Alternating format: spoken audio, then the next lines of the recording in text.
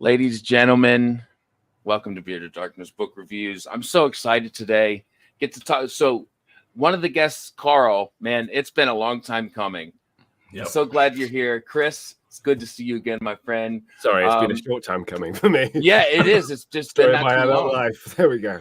So, well, first, I've already skipped one of the first things I do. Introduce yourselves. We'll start with Karl and then Chris. Hi, I'm Karl Forshaw, author of Renia, which came out in March of 2023.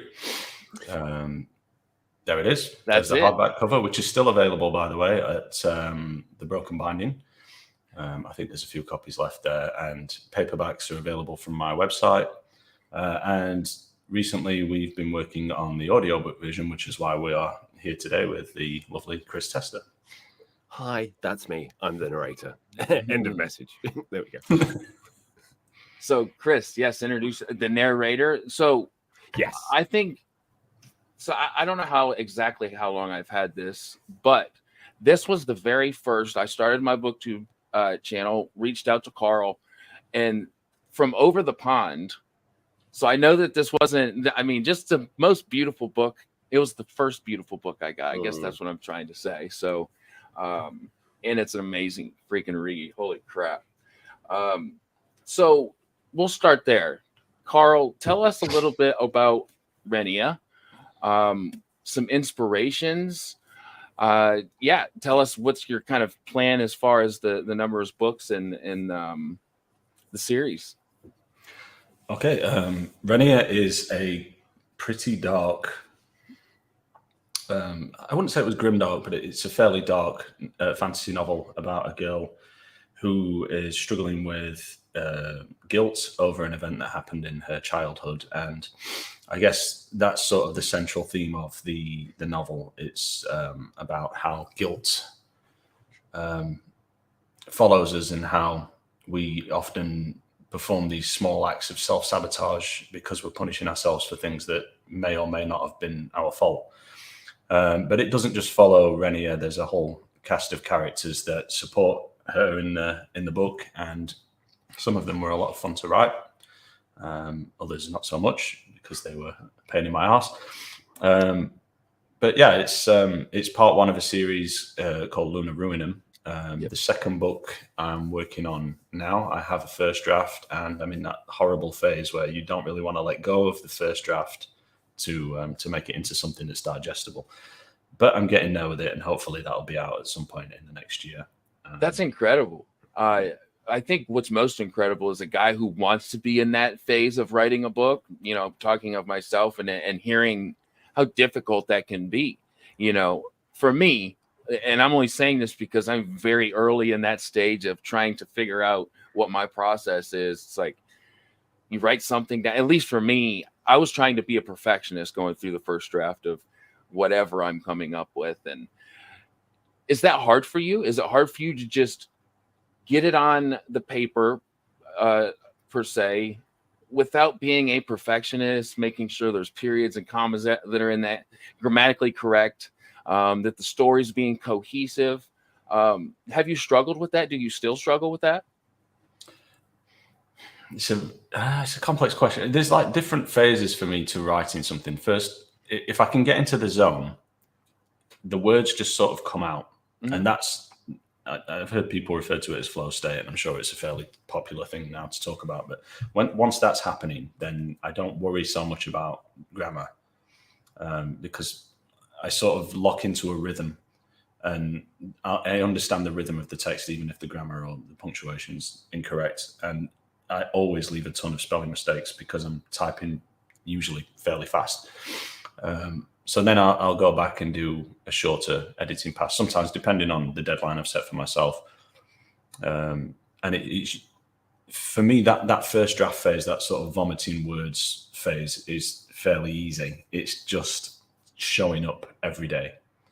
Mm-hmm. So if I leave it for too long, if I have a 0-word day, that might turn into 2 0-word days, into 3 0-word days, which then turns into a month. And by that point, you've sort of lost the flow. You've lost the theme of what it is you're trying to write. And I had that issue with the second book. with Renia, I wrote the whole of the first draft in, I think, 4 or 5 weeks. Really?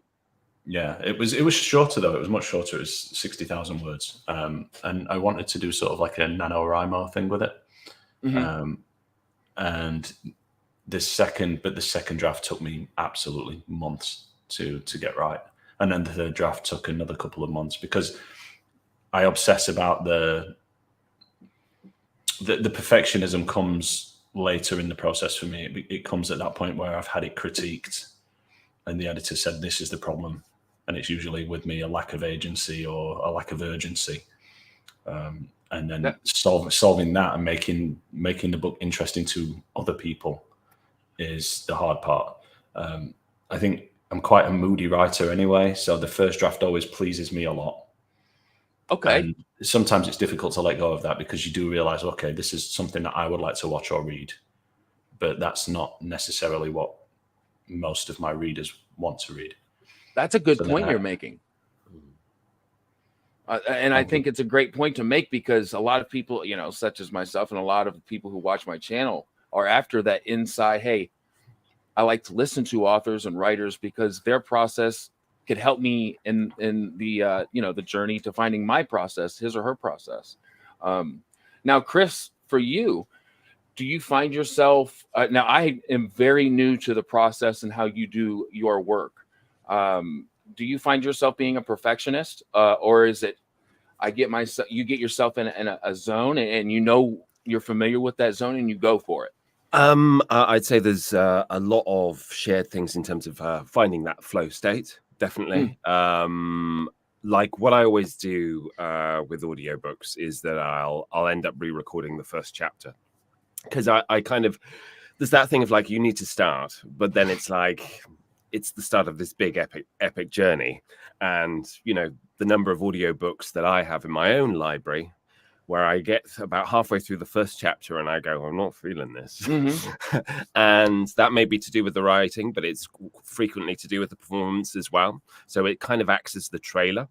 And so what I tend to do is I just record the first chapter knowing that I'm going to re-record it.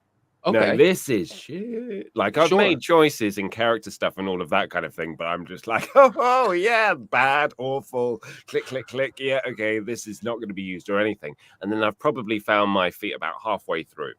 Then I'm starting to find a kind of like a medium, and it's the same consistent kind of thing in terms of scheduling, in terms of kind of vocal stamina.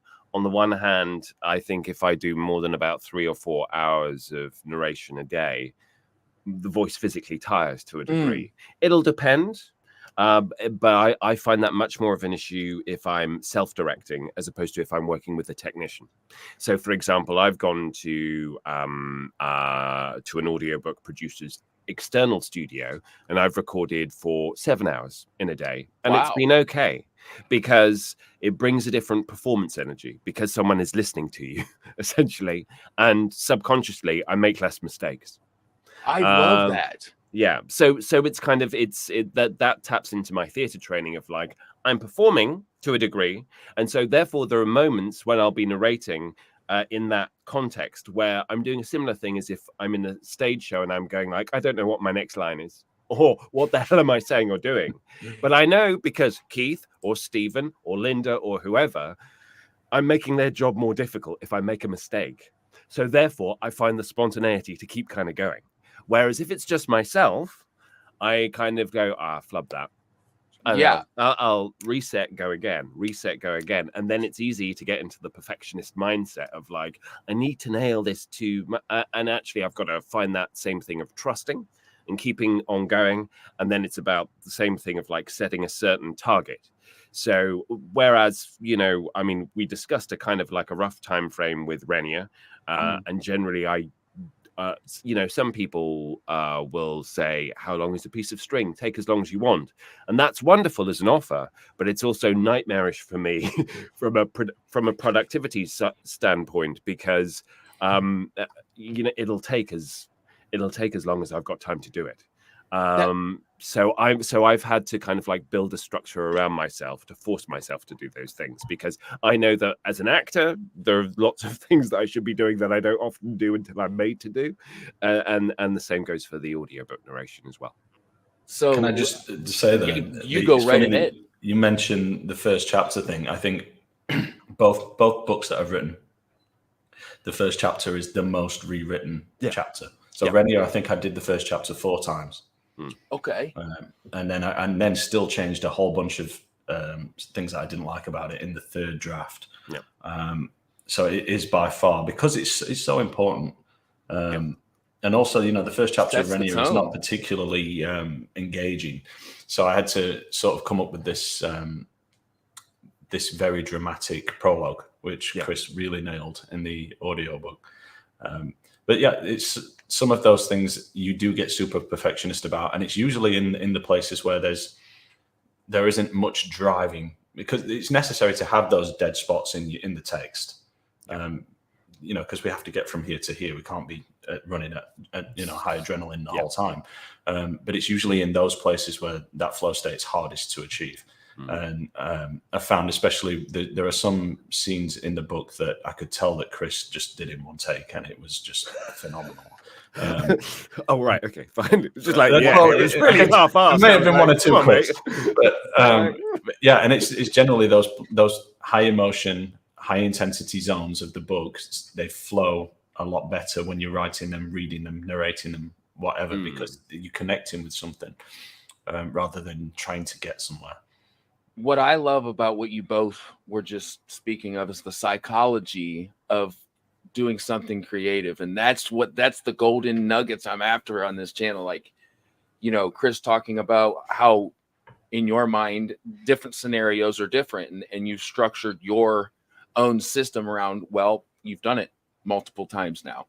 And Karl, I like how you reiterated on the chapter 1 rewriting, because I think as humans, at least for me, I have to speak on myself. It's like, if I start playing the trumpet today, right, I'm not going to be very confident. I'm going to, if I'm recording a song, I'm going to want to redo it until it's perfect.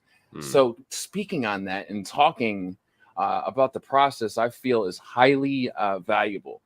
It also helps you keep going. Sorry, Chris. No, you go first, Karl. You go first.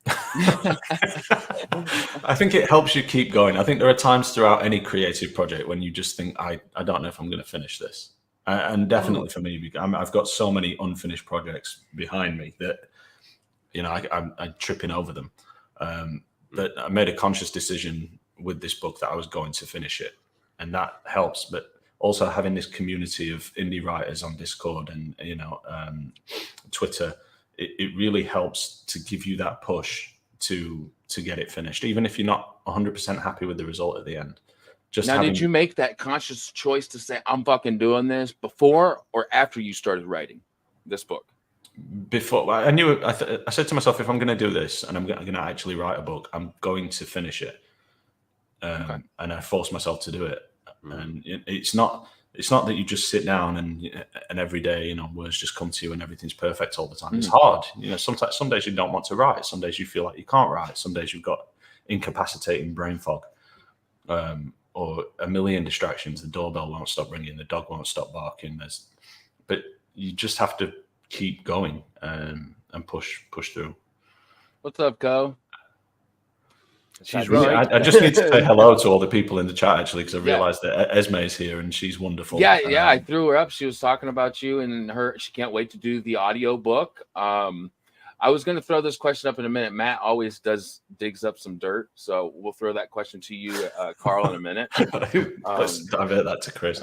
Favorite tropical fish, by the way, discus. Definitely. Oh, did you see it? Okay. Yeah. Yes, Matt. I love my discus. I've got 6 of them. Discus is what is discus?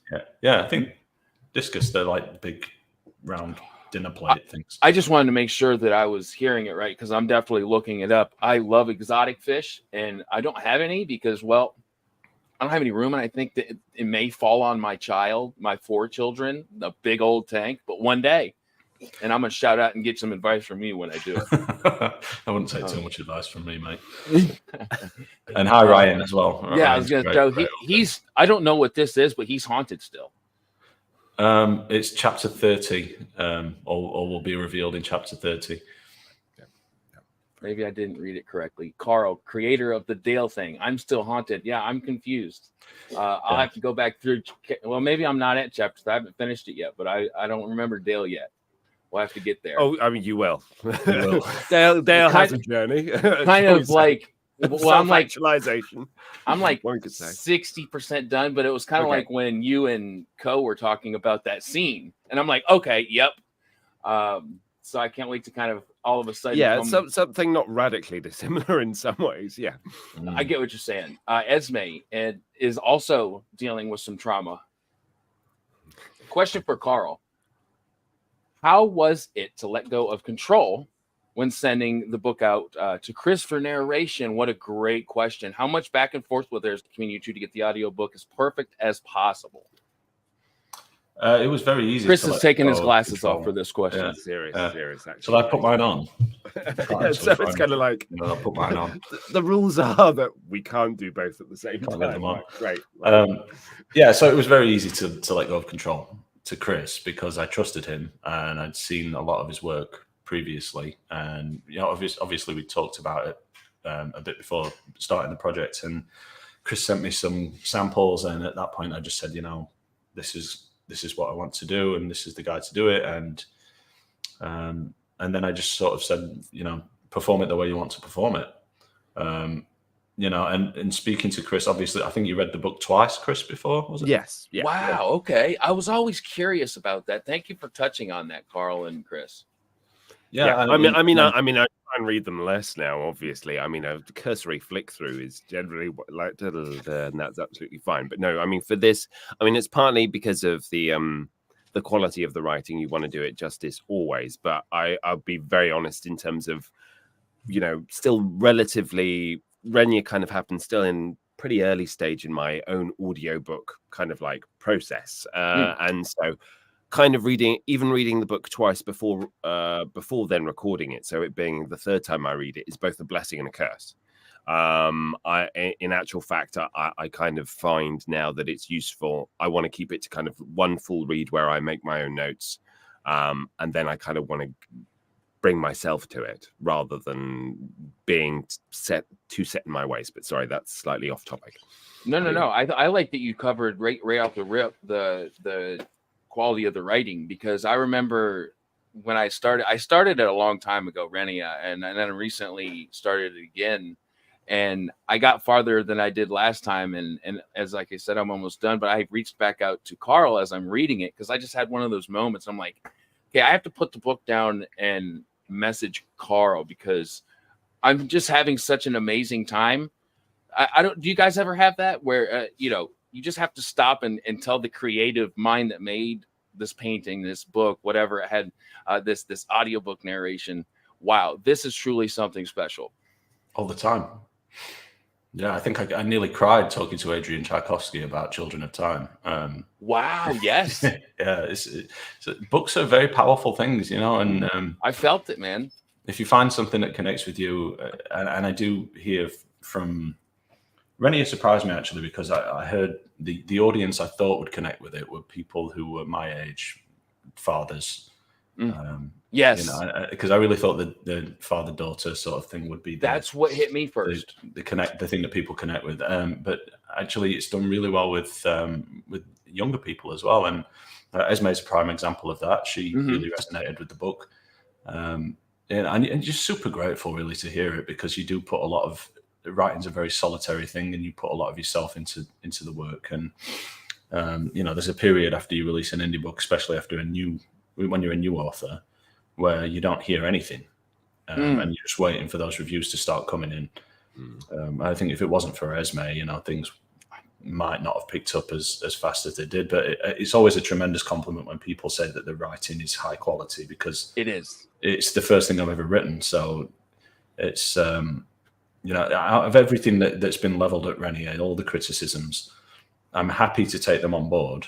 And it's it shows that people cared enough to criticize the work. But it never gets old hearing that somebody thinks the quality of the writing is high. It's very nice of you. As intimate as you would have to get, with your story, and just the amount of time that you spend on it and critiquing it and getting it back and just everything that goes into that creative being is incredible. And I can imagine. I think that's incredibly special what you guys do, man. And I have to say, Esme, I always tell her how much I love her reviews, but she's like the indie self-pub review gangster of the world. That's her. That she can put that Pablo Escobar of indie books. Exactly, dude. Wow. Yes. So Esme, now you know. So what I hear Go ahead. Part of the question that I didn't answer there was how much back and forth was there between the two of us, and really very, very little. Because I think with Chris, it's sort of everybody's seen his performances on TikTok and Twitter, and there's always impact to them, and I just sort of trust him completely. And I wanted this to be Chris's. And then you ruined the day, Carl, and then you realized your terrible mistake when you were like, "Why is that character Welsh?" I like the Welsh. Yeah, where did that come from? The only one that got me was Carol.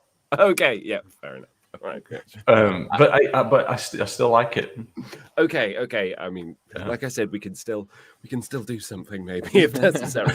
Well, it's too late now, mate. Oh, okay, yeah. I think that's incredible, though. Kind of a little bit of a window into the process you two had. That's really cool. And how I had never thought of potentially giving a character through the narration a different accent or a different feel to that character than the author may have had in mind. I mean, I think especially when you're dealing with fantasy, so it's kind of there's not that specificity, and that can be tricky. And I think I'll be honest in terms of I think I'm finding my feet with that because on the one hand, you don't want to just go, here are all of the accents that I can do. So I'll just make sure I've got an Irish one and a Scotsman and all of those kind of things because why? But obviously you want to have that differentiation. But at the same time, there are those audiobook narrators who are amazing, in terms of their transformation of voices. And there's a kind of a fine line to be able to kind of tread. It's one that I'm still kind of discovering. I enjoy the playing around with it. And I just kind of with that, it was mainly to do with different rhythms. Was my main kind of concern. So as long as I honored the rhythm of the character in a kind of a different way, then I felt it was useful as a way in.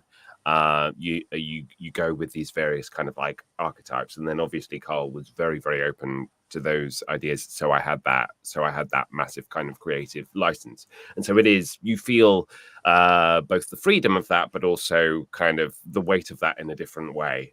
To go kind of oh, okay, no, you do completely trust me. So therefore, if something does go terribly, terribly wrong, it is completely on me. Fine, that's okay. That's the secret plan. Fine. I appreciate that. Whereas, with certain, I've obviously done stuff with Warhammer 40k, and it's kind of these are the 12 other narrators who have all done this X, Y, or Z character. So somewhere in this ballpark, please, would be really useful. By the way, they are 12 feet tall. And from Yorkshire. Okay, great. so therefore, trying to get my thumb on the camera there. Yeah, isn't it disorienting? Yeah, it can be, right? It's over here. Just when you think you're playing somebody, right? You have to practice. Yeah, 40k is an important part of the story actually, because I was reading the Horus Heresy when I started writing Renia. So the whole grimdark vibe was really inspired by reading the Horus Heresy. I just started my. Oh, perfect. Right perfect. at the start. I just started my journey. Yeah. It's such an important and I feel groundbreaking series. And the fact that there are 50 plus of those books, and I read all of them in the space of 2 years. Right. And every single one has made some sort of lasting impression on me. The authors in that series are fantastic. And there are some scenes. Not actually. There was one in The Devastation of Baal, which isn't in the Horus Heresy. It's a 40k novel rather than the 30k novel. And Chris did a speech.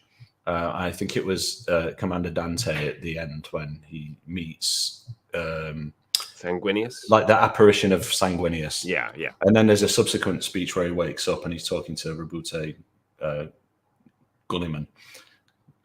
And Ghoulie man, Girly man, yeah. Girly man.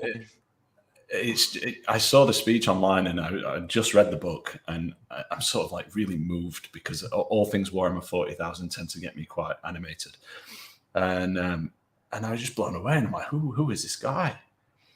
And then started looking more and more into Chris's socials and his other work, and I just thought, yeah, if anyone is going to do my audiobook, it's got to be Chris. But I mean, that's very kind, Carl. Thank you very much. But I mean, the interesting thing about doing those speeches is that obviously, doing those kind of like speeches for a video, there's less of the pressure to the obligation to go like, I'm voicing 30 characters in this thing.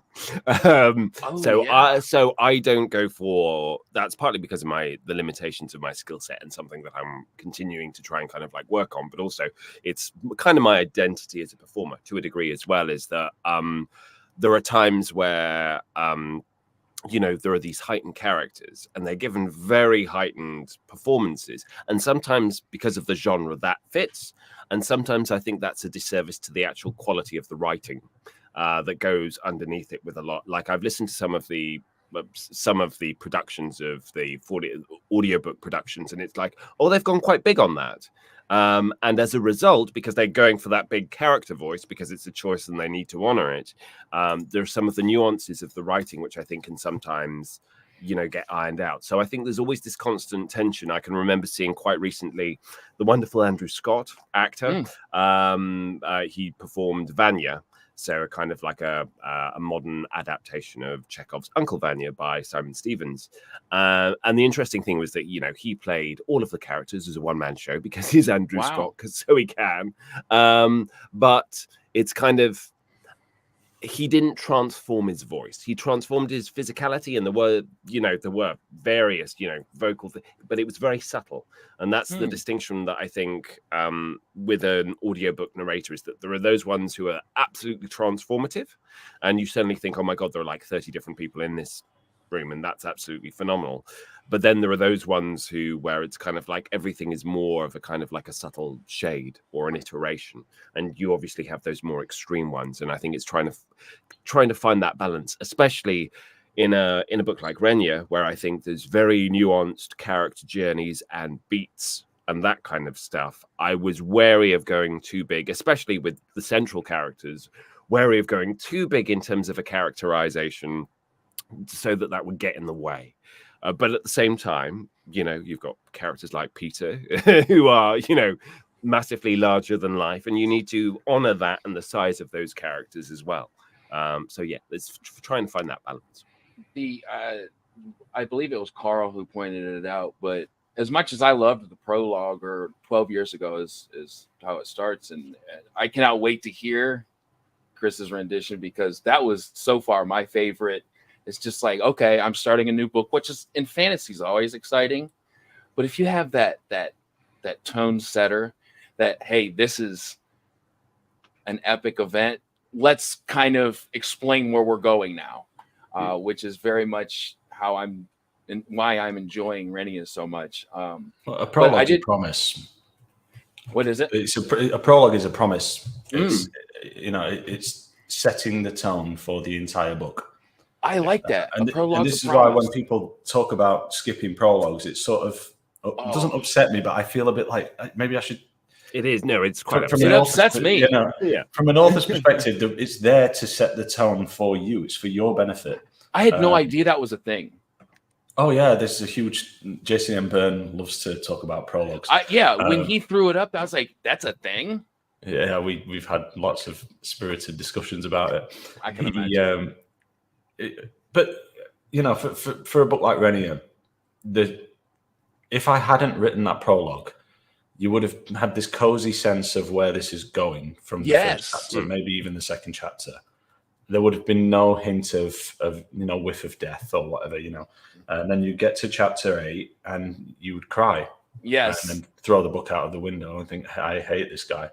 That's when I messaged you, by the way. Oh, that was the chapter. Yeah. So I do think that it's very important that you keep your promises and that you're very open with what those promises are. The emotional tie is incredible. I think, you know, Chris was very brave with the prologue as well, because with the audio version, it starts with heavy breathing. I mean, that's just my trademark.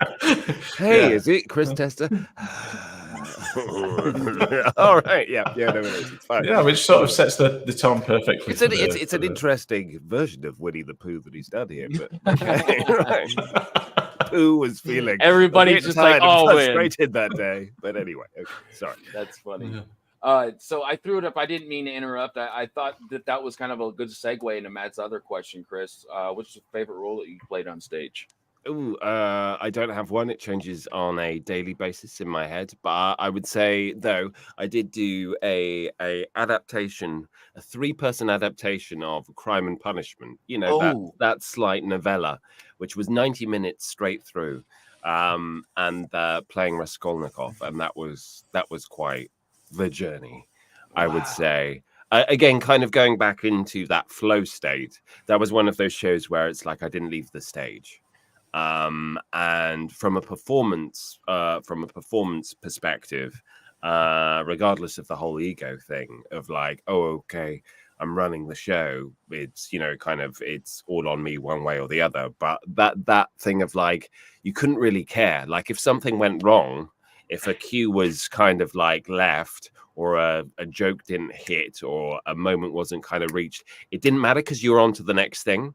And in actual fact, therefore, there was a certain freedom and creativity with that. Whereas in the most frustrating roles that I've had, and one of the reasons why I've not been on stage for the last 4 years, is that if you've got a small role, you kind of hyperfixate on, how do I say, you know, your scroll, my liege, you know, oh, fuck. Yeah. It was so much better last night or whatever. And it's like, the audience don't care. You're a fully functional character. Get the hell on and off the stage. Thanks very much. That kind of thing. So inhabiting that kind of flow state on the stage was amazing. Invigorating. That's what a guy that has never done. And I really wish that I would have taken these classes in high school, and I look back, and that's one thing I think I would change is explore the creative side of me, and I feel like that would be invigorating. Well, you can anytime. I'm just saying, you know. Thank you for that. Yes, and that's what I finally realized. That's why I'm here talking to you guys right now, and I've really embraced it, and I'm very thankful to hear the process and the psychology you guys go through. No matter what you do, narration, writing, reading, whatever it is, it's very special to me. So yes, I appreciate it. Great questions, Matt. You always do, my friend. Oh, by the way, Ithra, you're never late. You're always right on time. So Karl, you said you guys had a really fun inspiration story. I've just told it. It was the one with the Warhammer 40,000. It wasn't really fun. That was it? Okay. Yeah, it's just right. And I'm sorry about the hissing in the background. I think the missus has left the washing machine running or something, so I keep muting my mic. But no, you're good. I don't hear anything. Okay. Honestly, everything sounds great. But okay, that's awesome to know. That was kind of the connection that you were speaking about. That's awesome, because I really didn't. I had heard of 40K. I thought it was just the tabletop or the figurines. Yeah. The books, I had no idea what existed. I listened to Chris and I said, okay, I need to check this out. And then a couple other people, Andy Peliquin really has been talking about, especially this book. He just started his journey too. So yeah, really it's the reason I got to discover Chris's page as well, is through those. And I had no idea that the books even existed. So that's, well, really I mean, I've been on that journey as well. And that's part of, you know, in terms of the content that I kind of like put out, that's kind of my whole agenda, is to educate myself as much as possible about the stuff that's out there. Because like, as so many people who have been, you know, engaged with like 40K, like I took it up as a hobby when I was like 9 or 10. My next door neighbor was like 7 years older than me, and he was into Iron Maiden and Warhammer 40K, and I was like, yeah, I'm fucking sold. Great, excuse me. But so that was fantastic. And then you put away childish things or whatever, and didn't come back to it until like a voiceover friend of mine was like, oh yeah, no, I'm going to Games Workshop to do this audiobook. And I was like, Warhammer 40K, that's with the models and stuff. Yeah. What the hell is he narrating? And I was like, oh, okay, there's this huge thing. There's this huge thing that I've been completely oblivious to at all. And so I've not read all of them. I've probably only read about 17 or 18 of them, and all over. Like I've consigned myself, partly from professional responsibilities, that I can't save the end and the death. Going like, oh, I wonder what happened. It's like, no, okay, right. So no spoilers. I haven't read that one yet. Okay, yeah. He's like, I'm making sure those spoilers ain't getting out, right? Well, there's not too much to be spoiled because everybody knows what happens. It's all about the how, and I think that's I've seen already kind of like one of the questions in terms of, what's one of your favorite books of 2024? And that was, it's cheating, but I'll get in there early. For me, it was part 3 of The End of the Death, because there's the interesting thing is that it's all from all of the chapters are from different perspectives. And again, in terms of one of the delights of, this particular project with Renia was the shifting of perspective. And the fact that there are certain characters you go like, well, they're a disposable piece of shit, or they're for X, Y, or Z.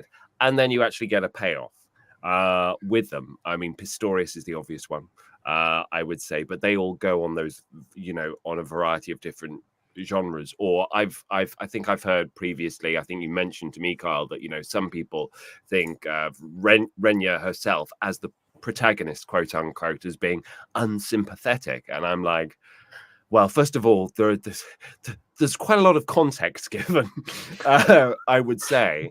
She's unlikable, I think, was the and I always find that kind of fascinating because as a response, because I found, because of the actions that she's taken and the things that she's decides to kind of like do. Yeah, there's some kind of Paul Atreides vibes going on there at various kind of stages about how do we feel about what she's deciding to embrace, and when do you let go of certain things and certain relationships and certain kind of like treatments. But that's a rich complexity. There's not anything where I've ever gone like that. That's crazily out of left field in terms of the character. She's just doing it because of some sadistic glee or whatever. And the fact is that you've got all of these characters, even someone like, Bandak as a character is kind of larger than life and kind of takes the stage in a very theatrical kind of like way. And she loves it. And that's great. And for me as a performer, that's a great different energy to kind of like play with. But then there's the reality of the relationship with her whole family that's running on underneath that. And for me, as a performer, that makes my life and my job so much easier to be able to kind of like play, because there have been projects where I get halfway through and I realize, oh, this character is a cipher. Shit. Okay. I've got to work by imagination a lot harder to kind of craft something, or I've just got to blast through it and hope no one notices. Get to the. You learn very quickly about, like, as a narrator, like, you don't just read the first chapter because, as Carla said, that's quite heavily worked. You probably don't read just the last chapter as well, because as well as spoilers, it's kind of like it's probably been quite heavily worked. It's the bit in the middle that you need to check and go like, have they tapped into this still? Is it still kind of going, or are they just picking it up? Because there has been a deposit I have returned where I said yes to a project and then I started it and then I was like, no, I can't do it. And I would always prefer to do that. I'm not saying that I won't do stuff just for money. Of course I will. But there's got to be but for audiobooks, because I'll say very explicitly, because audiobooks was not my way into voice acting or acting. And it's like there are much more financially rewarding ways of spending the voice acting time, even though I'm very well remunerated for it. But therefore, I want to be hyper selective about the kind of stuff that I do, because I think it will also have kind of like a knock-on effect. You want to associate yourself with good people and good work. But that takes time, right? That takes finding that. Yeah. All of that. Oh was well, incredibly sometimes, but flattering. sometimes you read like 2 pages of something and go like, "This person can't write." Okay, yeah. and now I've got to say, sorry, something's come up and I'm unavailable, or it's No, not to my sure. taste. Well, I mean, as a professional too, it's like you have to make sure that all parts of this process are that professional and also free will, of course. It's definitely always part of that.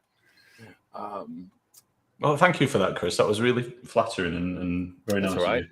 No, thank you. No, Carl, honestly, because I mean, I just want to make that like super clear in terms of there are those people, and I massively respect them as well, who are kind of like, I'm an audiobook narrator, and like they as soon as they get the green light for like, I've got a 12-book series, and they okay, so I mean, what's the and you start to talk with them, and you realize they're like, it's fine, it's okay, it's work. I know I've got work until 2027, and I'm like, well, okay.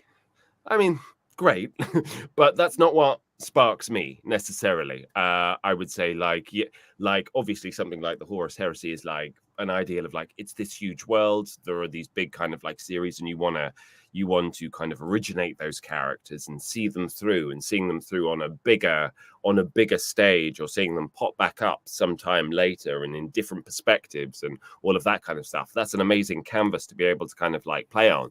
But if it is just quite kind of like time for money, and it's purely that kind of exchange, it's kind of, well, I'll do a commercial instead. I'll do my corporate explainer about cement making, because that's where the money really is, guys. I'm not going to lie. So yeah. No, that makes sense. So it's good to sort of make it known as well that none of this project from start to finish, from start first draft to now completed audiobook, none of it was really done with money in mind. It's been a project that was necessary because, like you said earlier, there's a creative part of I think in every human being that when you have maybe a technical job or a job that doesn't require any creativity, it really yearns to be released. And having spent 10 years writing code, I really had this burning passion to do something creative, and I know, and that's why we are having this conversation right now. And I do think if you do have that, you've got to get it out. You've got to do it for your own sort of. Well, I suppose so you don't go and buy a Porsche or something like that. Yeah, no, I love that message.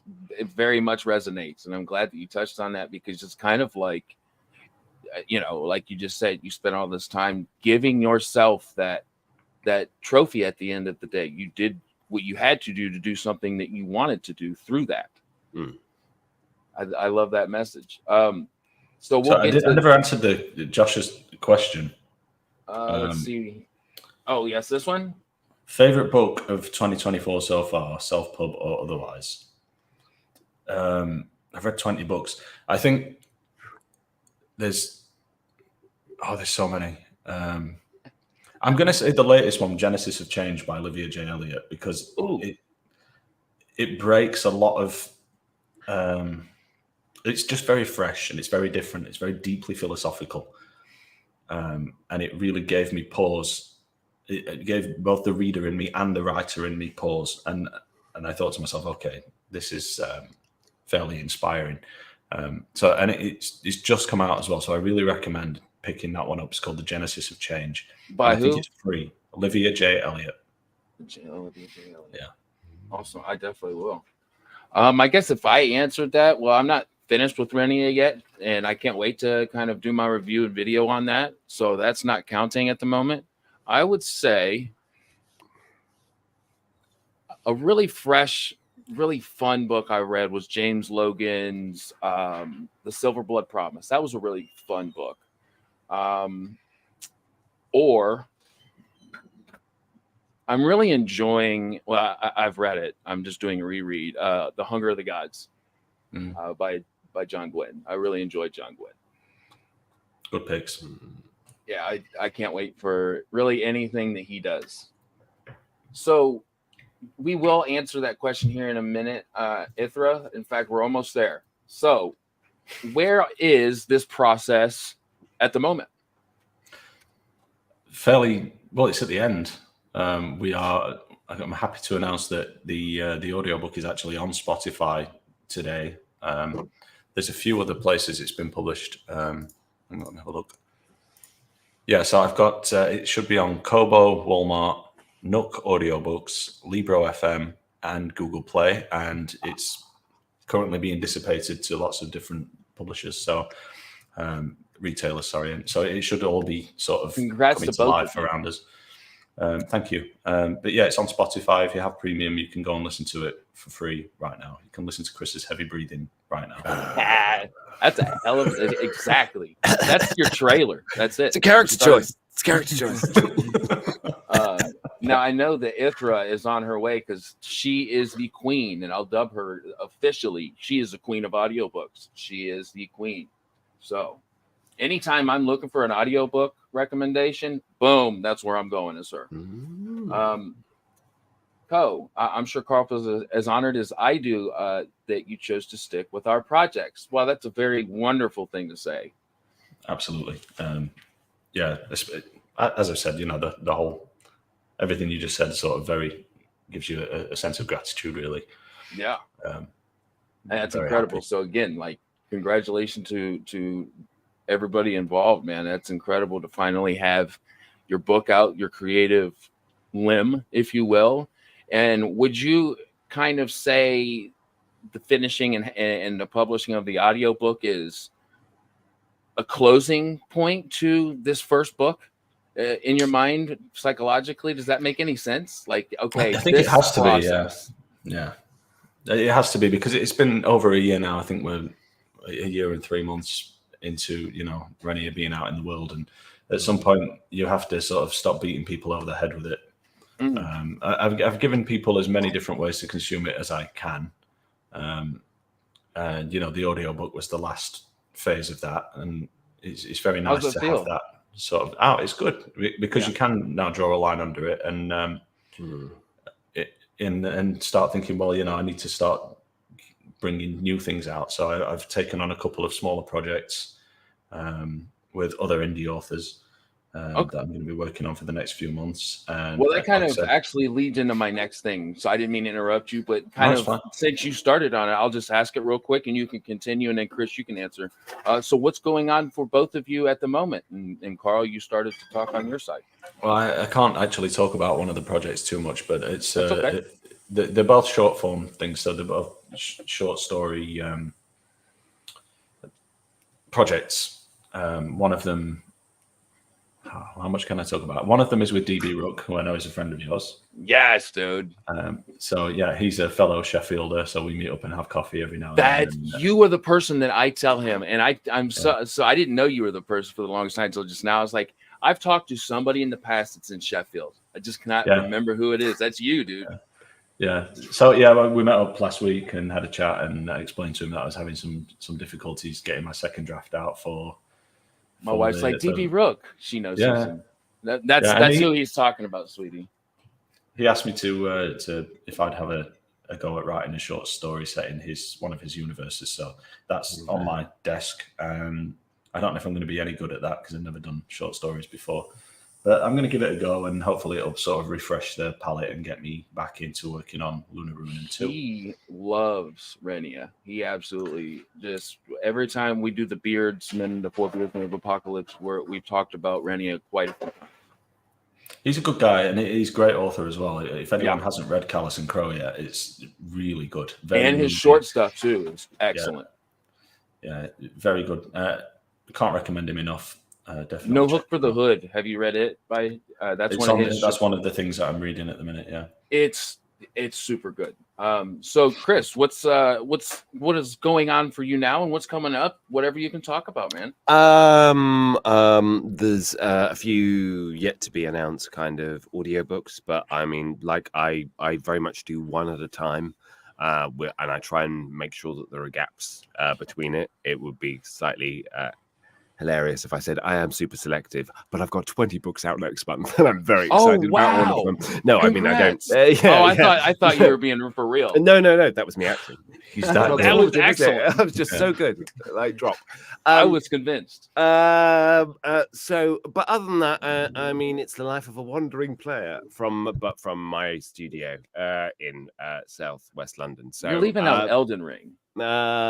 Sorry. I just saw the video of Elden Ring. Which Oh is yeah, but that's incredible. but that's just content. That's content. That's not Yes, real I know, work. but it was incredible. I just think people should go and check out the passion you put into it, man. I mean, the one thing that I can kind of like talk about very briefly is that I have a thing called Project Troy. So this is basically taking the kind of the format that I do my own social media kind of stuff, which is like me doing a kind of like basically a sight reading. I read the text like twice, maybe 3 times, and then whichever is the best take, I edit up and I just kind of like put. But the whole idea is that I'm not preparing it and thinking it's like it's the best thing. It's a bit like that first chapter kind of syndrome for me, and also because especially is when I'm doing like video game stuff, you don't get the script in advance ever. I was a romanceable companion in the game last year. I didn't realize I was romanceable until 15 hours into recording, when I was like, why am I saying I love you? I love you. I think I feel as if maybe we should have had a conversation about this beforehand. But anyway, so that kind of thing. So embracing that, it's basically harking back with a writer called Ross McGregor, who I used to run a theatre company with, and he's written basically 26 monologues, which kind of like are the lead up to the beginning of the Trojan War. So it ends with when Helen is abducted. So it's all of the prelude to it that people might be less well familiar with. And I've basically got another 23 actors to do the kind of format style that I've done, so that they're self-contained monologues, but they tell a greater story as well at the same time. And there's no kind of like great idea behind this other than it's a project to share, to kind of like celebrate creativity and that kind of combination of writing and performer and that liveness and that that you kind of meet somewhere in between, and it's not necessarily exactly what the author may or may not have imagined, or what the performer, because they don't have the time to go like, this is the performance I want to give. It's like without overthinking it. So that is going to be releasing over the course of August, just on my social media, just for free, along with it, to just kind of like celebrate that. But otherwise, I'm just kind of keeping it on trucking and on that. Yeah, don't know what's going to happen next, but I'm there for it. I'm there for it. I just remembered, it's funny. I thought 40K was the first time I saw you do your thing, Chris, but it was actually one of my favorite authors who posted you doing something for them. I believe you did something for them. Mark Lawrence. Oh yes, exactly. I mean, I don't know why that just popped in my head, but that was like, hold on, I have to give the official origin story. That's it. Well, no, but it's all like I think I did a WWF promo yesterday, and then it was Terry Pratchett today. So, okay. Hey, Karl Forshaw next week. Who knows? Who knows who it could be? It's I don't expect too much from me next week. That's got to be. We've got to celebrate the release somehow. Yeah, come on. All right. Yeah.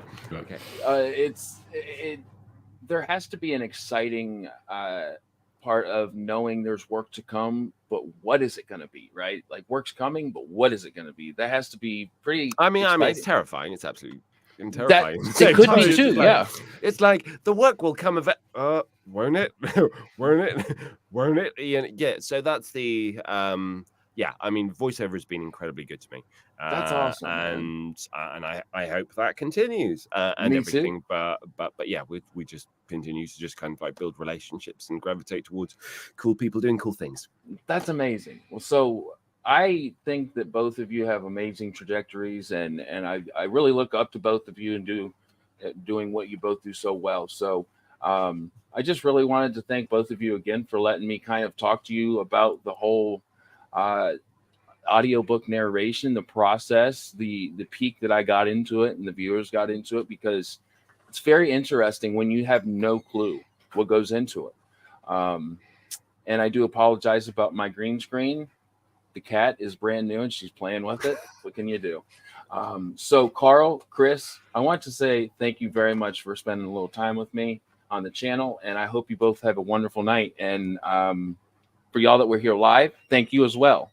And most people will probably watch it on replay. Thank you so much as well. Go check out Renia, get the book, the audio books out. I know I'm grabbing it.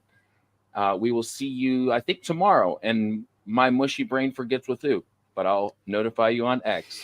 Thank you two so much for hanging out. We'll see you next time. Pleasure. Thank you. Thank you. Links